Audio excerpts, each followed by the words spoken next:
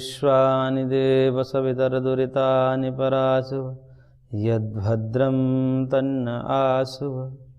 ॐ सहना भवतु सहनौ भुनक्तु सह वीर्यं करवावहै तेजस्विनावधीतमस्तु मा विद्विषावहै।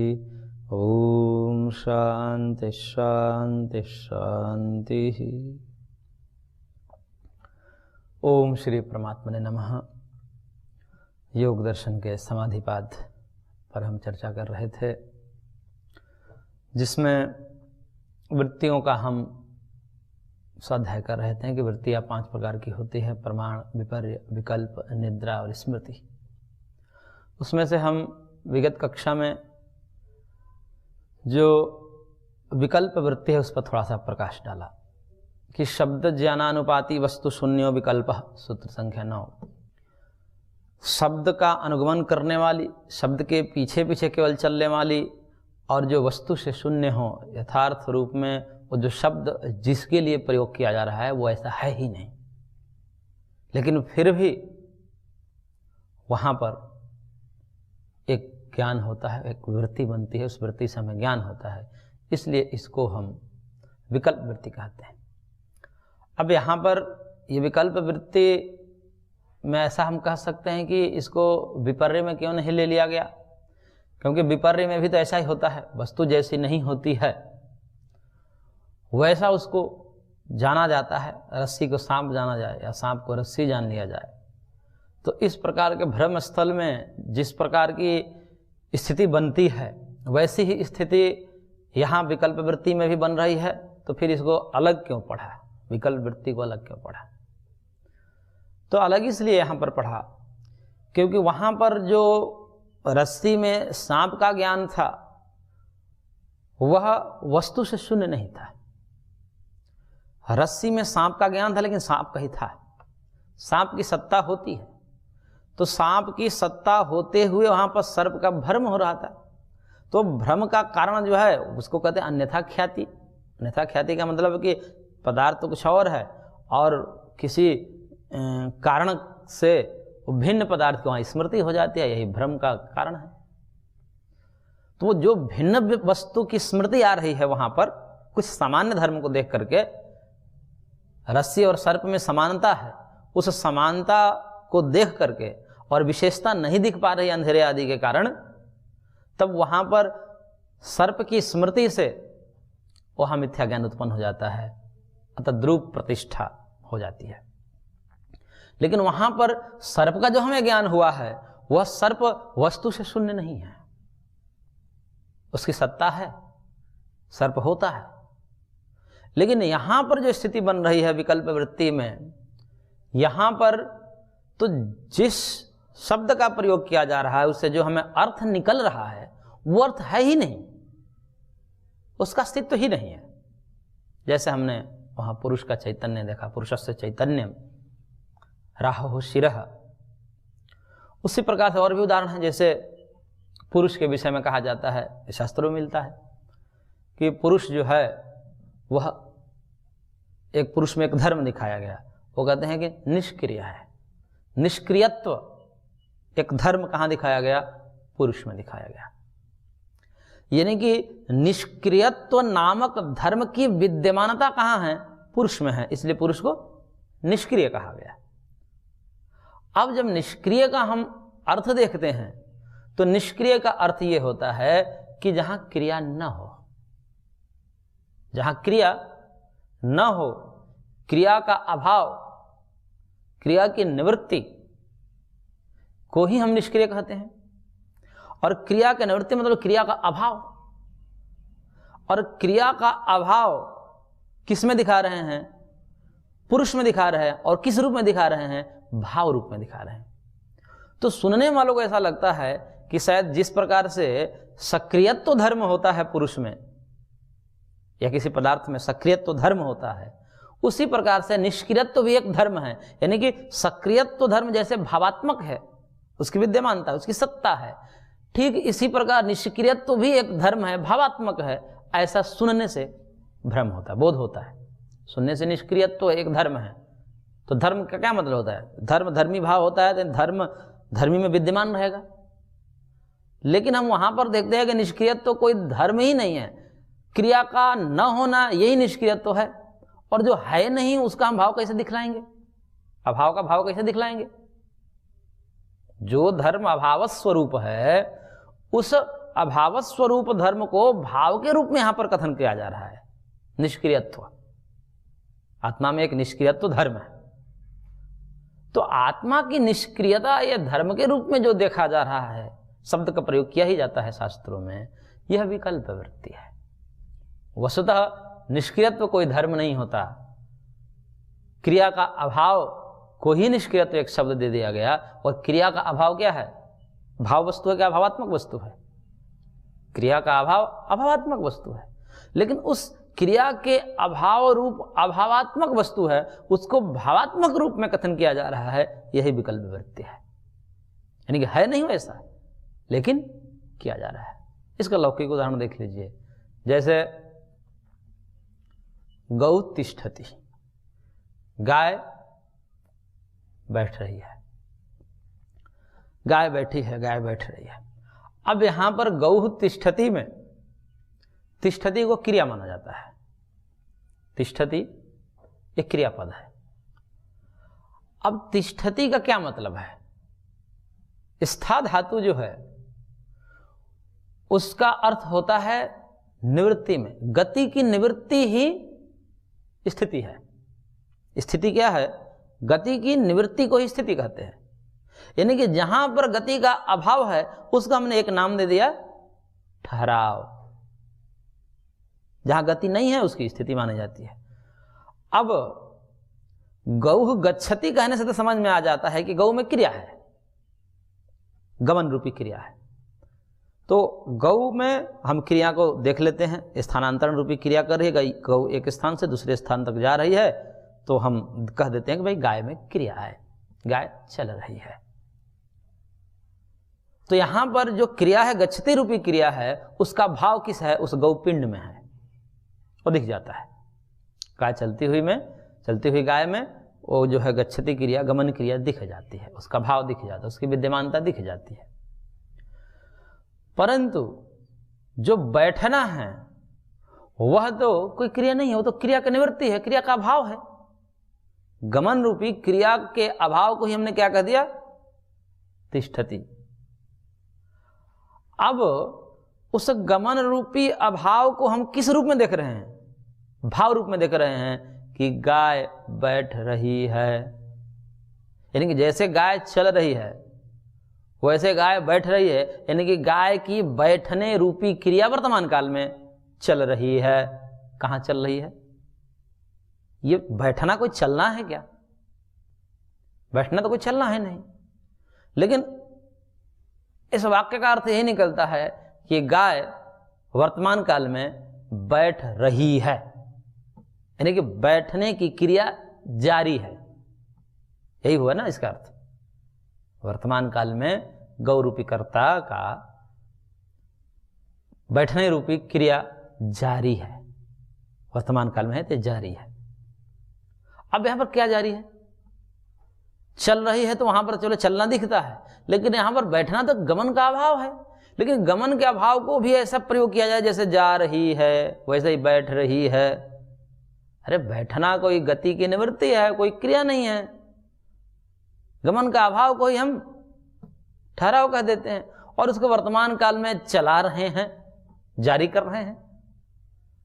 तो ऐसे अभावात्मक क्रिया को, यानी कि गमन के अभाव को ही हम किस रूप में कह रहे हैं?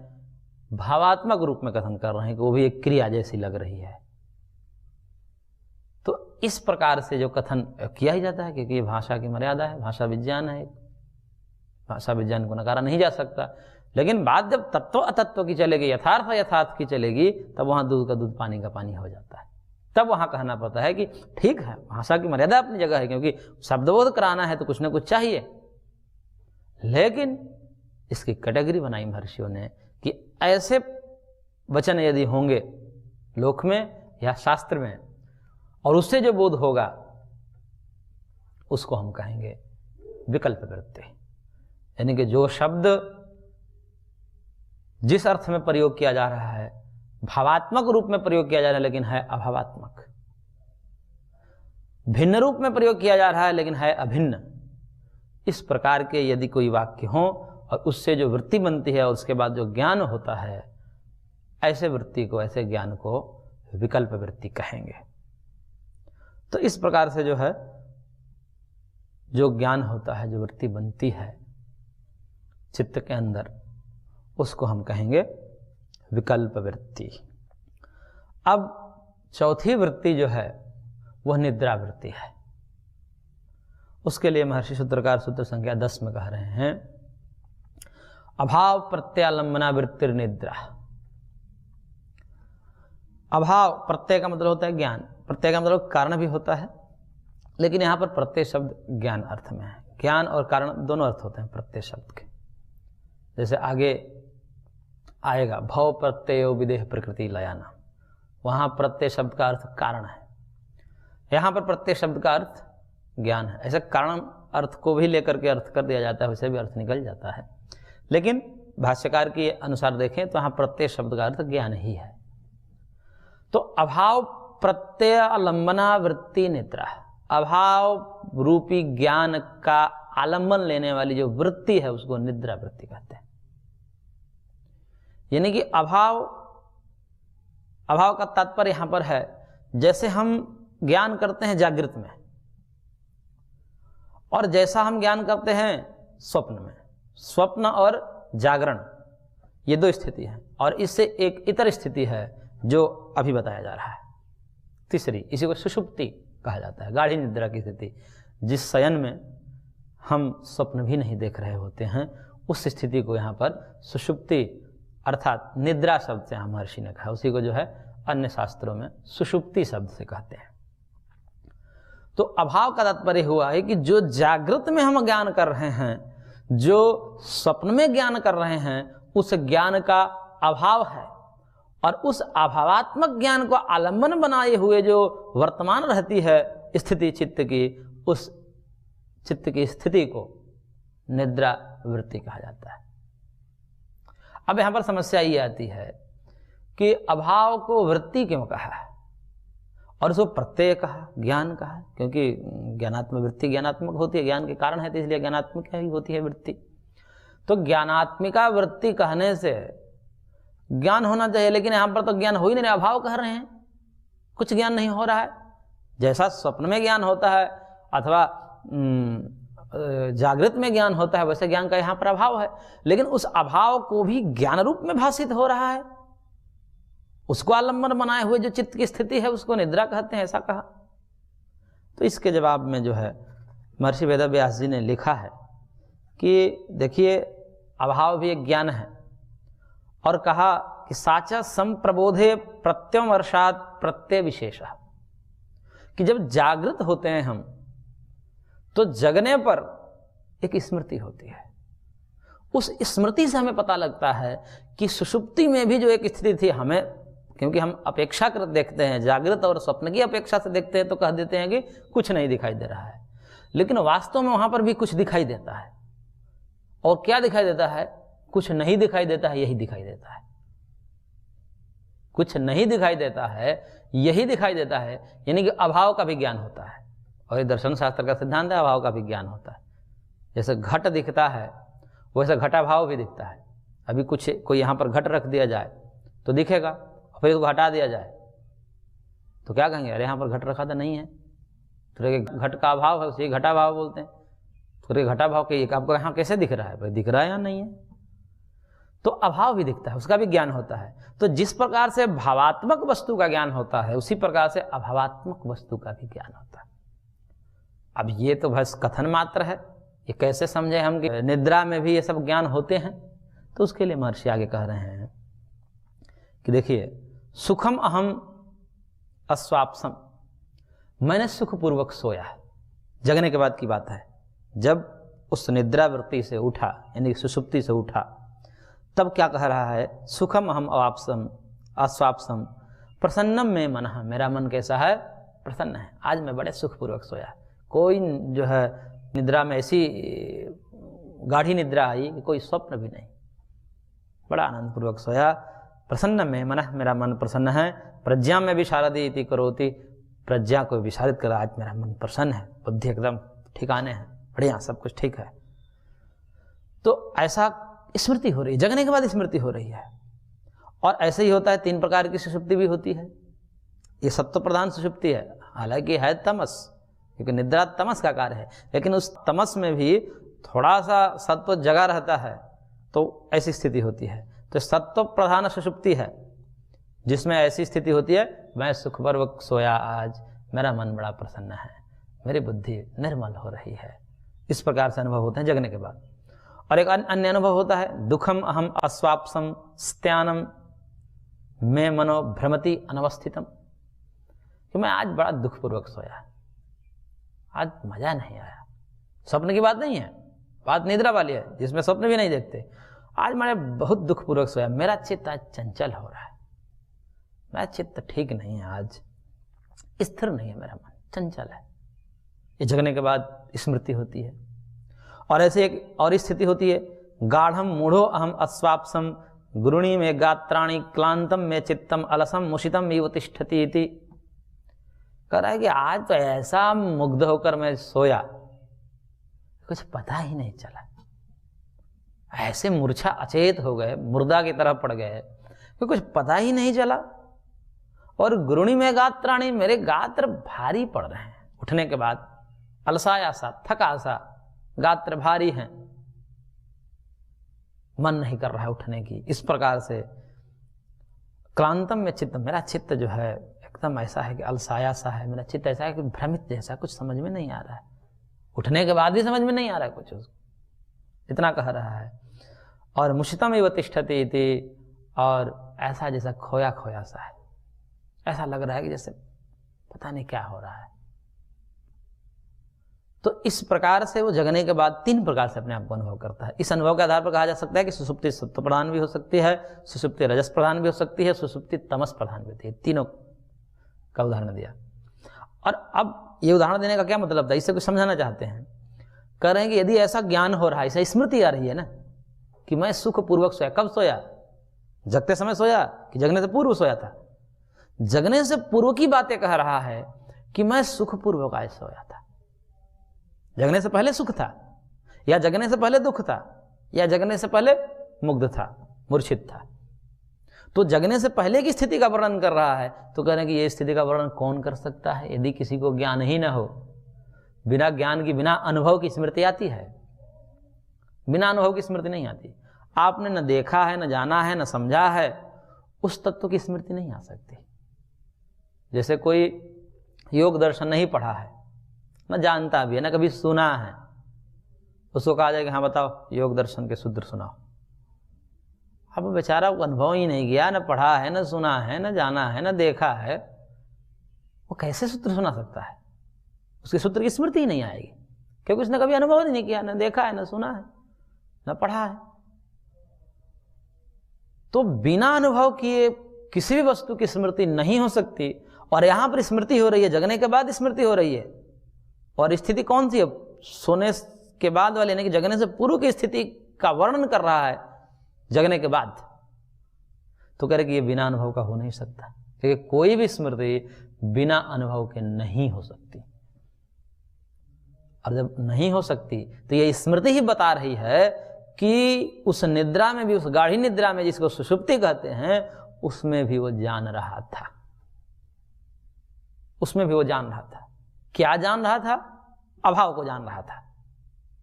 ये चीज नहीं है, जो जागृत में होती है वैसा नहीं है, जो स्वप्न में होती है वैसा नहीं है, ये जान रहा होता है।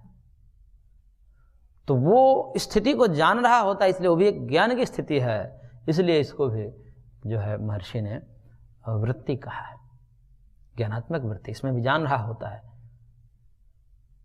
इसलिए सदा ज्ञाता चित्तवृत्त्यस्तत् प्रभो पुरुषस्य परिणामित्वात्, इस सूत्र में आगे कहेंगे महर्षि, सदा ज्ञाता है, आत्मा को सदा ज्ञाता कहेंगे। सब जान रहा होता है, तीनों कालों में जान रहा होता है। और आत्मा तीनों कालों में कैसे जानेगा? बिना वृत्ति का जानेगा ही नहीं। सदा का मतलब तीनों कालों में, भूत वर्तमान भविष्य, या अवस्था की दृष्टि से कहें जागृत स्वप्न सुषुप्ति। तो वो जागृत स्वप्न सुषुप्ति तीनों को जान रहा है, और आत्मा बिना वृत्ति का नहीं जान सकता, क्योंकि कर्ण के बिना वो कुछ नहीं कर सकता, क्योंकि वह करता है। तो कर्ण मानना ही पड़ता है, इसलिए अभावात्मक ज्ञान को भी ज्ञान माना जाता है। अभाव को प्रत्यय कहा, अभाव को ज्ञान कहा, और उसको आलम्बन लिए जो एक स्थिति रहती है चित्त की सुषुप्ति काल में, उसी को निद्रावृत्ति कहा गया। अब यह बात समझ में थोड़ी सी आ गई होगी, इसको और समझा दूं। एक उदाहरण के द्वारा इसको समझ लीजिए। जैसे कैमरा है हमारे सामने, ये कैमरा जो भी क्रिया हो रही है, शरीर की क्रिया हो रही है, वाणी की क्रिया हो रही है, शब्द के माध्यम से, उसको वो जो है कैप्चर कर रहा है, ग्रहण कर रहा है अपने अंदर मेमोरी में। जब हम उसमें देखते हैं कि भाई इसका डाटा है या नहीं है, इसमें स्पेस है, इसमें जगह है या भर गया है, तो हम देखते हैं कि इतने वीडियो है, तो इसका मतलब अभी जगह भर चुका है, इतना भर चुका है, इतना खाली है। तो उसको हम चला कर देख सकते हैं कि ये वीडियो है, इसमें ये सब चीज़ें हैं, इसका मतलब वो रिकॉर्ड की है। लेकिन वही सब लाइट बुझा दिया जाए, घोर अंधेरा कर दिया जाए, और फिर कैमरा चालू कर दिया जाए। अब वहां पर देखने वाले क्या कहेगा? कह रहे कुछ नहीं है इसमें, कुछ नहीं है कहेगा, लेकिन कुछ नहीं है को भी वो रिकॉर्ड कर लेता है। वहां पर समय चलते हैं, लेकिन कुछ दिखता नहीं वहां पर। तो कुछ ना दिखे हुए को भी कह देंगे कि भाई कुछ है ही नहीं, ऐसा नहीं है, उसको भी वो रिकॉर्ड कर लेता है, उसको भी वो संग्रहित सुरक्षित कर लेता है। ठीक ऐसा ही चित्त है। चित्त के सामने यदि वृत्ति आए, क्रियात्मक आए, भावात्मक आए, तो उसको भी ग्रहण कर लेगा, तदाकार कारित हो जाए, और नहीं हो जाए, नहीं हो रहा है, उसका अभाव है, तो भी उसको गृहीत कर लेगा वृत्ति रूप में। इसलिए अभाव प्रत्यालंबना वृत्ति निद्रा, अभाव को आलम्बन करने वाली, अभाव ज्ञान को आलम्बन करने वाली जो वृत्ति होती है, चित्त की जो स्थिति होती है, उस स्थिति को निद्रा कहते हैं। और निद्रा भी एक वृत्ति है, इसलिए तस्मात् प्रत्यय विशेषो निद्रा, ऐसा महर्षि वेदव्यास जी कहते हैं। इसलिए प्रत्यय विशेष है, यानी कि ज्ञान विशेष है, ये ज्ञानात्मक है, इसमें ज्ञान होता है, अभाव का ज्ञान होता है, इस कारण से। और साचस समाधौ इतर प्रत्ययवन निरोधव्य इति, और जैसे इतर जो वृत्तियां हैं, इतर वृत्तियां मतलब अभी जो इससे भिन्न वृत्तियां गिनाई गई, प्रमाण, विपर्य, विकल्प, उन्हीं की भांति इन निद्रा वृत्ति को भी समाधि में रोकने चाहिए। सबसे बड़ी समस्या है अभी, इसके बाद भी एक जो आएगी वृत्ति, ये दो वृत्ति ऐसी है कि सब रोक जाने के बाद ये सबसे अधिक सताती है, निद्रा और स्मृति। हम आंखों को बंद कर देते हैं, कानों को भी आजकल आ रहे हैं वो सब ढक्कन लगा लेते हैं, शब्द नहीं सुनाई देता है, रूप नहीं दिखाई देता है। ऐसे जगह पर बैठ जाएं जहाँ पर ऐसे कोई उत्तेजक गंध नहीं है, तो नासिका के माध्यम से वो गंध की भी निवृत्ति हो जाती है। कुछ खा नहीं पी रहे हैं, बंद करे हैं मुख, तो जो है रस की भी निवृत्ति है। और कोई ऐसा स्पर्श नहीं है, सम वातावरण में है जहाँ तीव्र वायु ही नहीं है, ऐसे सम वातावरण में यदि हैं तो ये स्पर्श भी नहीं सता रहे हैं, तो पांचों विषय से निवृत्त हो जाते हैं, तो प्रमाण वृत्ति खत्म हो गई। विपर्य भी प्रमाण के आधार पर ही कुछ देखते हैं, तब वहां पर एक उल्टा ज्ञान होता है, और कुछ सुनते हैं तो विकल्प वृत्ति बनती है। तो इन सबका निदान, निर्मूलन तो इन पांचों इंद्रियों को उचित वातावरण में रख करके बंद कर देने से निदान हो जाता है। लेकिन उसके बाद भी नींद आने लगती है, झपकी आने लगती है, अथवा झपकी खुली तो स्मृति आने लगती है। तो स्मृति और निद्रा, ये जो दो वृत्ति है, ये सबसे बाधक है। इसलिए परम पूज्य गुरुदेव कहते हैं कि सोने और सोचने के पार समाधि है। सोचना बंद हो जाए, सोना बंद हो जाए, सोचना बंद हो जाता है, नींद आ जाती है, और नींद खुलती है तो सोचने लगता है व्यक्ति। ये दो वृत्ति बहुत घातक है, सबसे बड़ी बाधा है। इसको जो पार कर लिया फिर तो समाधि घटित ही हो जाती है। तो इसलिए महर्षि ने कहा कि जिस प्रकार अन्य वृत्तियां निरोध के योग्य हैं, उसी प्रकार ये निद्रा भी एक वृत्ति है इसको भी रोकने का प्रयास करना चाहिए, ये भी रोकने योग्य हैं। तो इस प्रकार से यहाँ पर निद्रा नामक वृत्ति का वर्णन पूरा हुआ। आगे स्मृति वृत्ति का हम वर्णन करेंगे। आज की कक्षा को यहीं पर विराम देते हैं, शेष अगले अंक में। ओम शांति शांति शांति।